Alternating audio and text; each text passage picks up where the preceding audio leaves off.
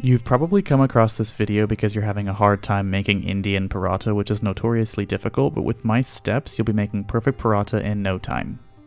Make sure you like, comment, and subscribe for more delicious recipes. First things first, mixing everything together. Sift about 2.5 cups to 3 cups of all-purpose flour. Add 1.5 teaspoons of salt and a half teaspoon of sugar for browning.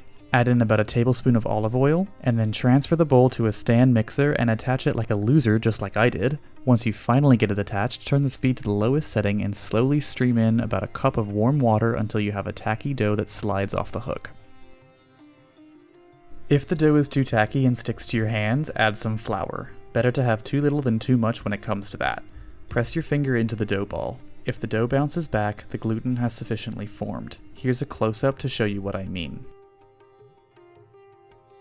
Then, just wrap the dough in a damp towel and let rest for 30 minutes, after which you should have a smooth dough ball with that fully relaxed gluten. Using a bench scraper, cut it in half, then form 2 logs. You'll cut each log into 8 pieces and start with your first flatbread. If you want to weigh it out, you can, but you can just use your eyes as well. Then you're going to roll it out into as round a shape as possible in order to keep it into a perfect circle, then press it down into a thick disc. Take a rolling pin rubbed with a bit of olive oil and roll the disc out into a thin strip. It may spring back a bit, that's totally normal, that means the gluten is doing its job. The dough should lift off the countertop. If not, add more oil and try to avoid using flour because we want to keep the flatbread pretty hydrated. Then add the last bit of oil, rub it in, and slap the strip of dough against the countertop while gently pulling it to get it as thin as possible, kind of as you would with a pull noodle if you're familiar with making that.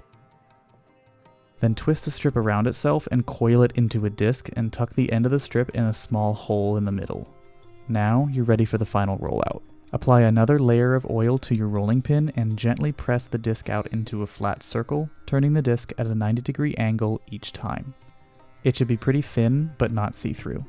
Lift it off the countertop gently and place it in a hot skillet or tawa, which of course contains oil, and cook on both sides for a couple minutes or until you have achieved what many call leoparding, which are the brown spots on flatbreads and pizzas. You know the paratha will be good when it puffs up like this one. And that's pretty much it. Paratha is harder to make than store-bought obviously, but when feeding a crowd, homemade is the way to go. Like, comment, subscribe, and stay tuned for more videos. Catch you next time.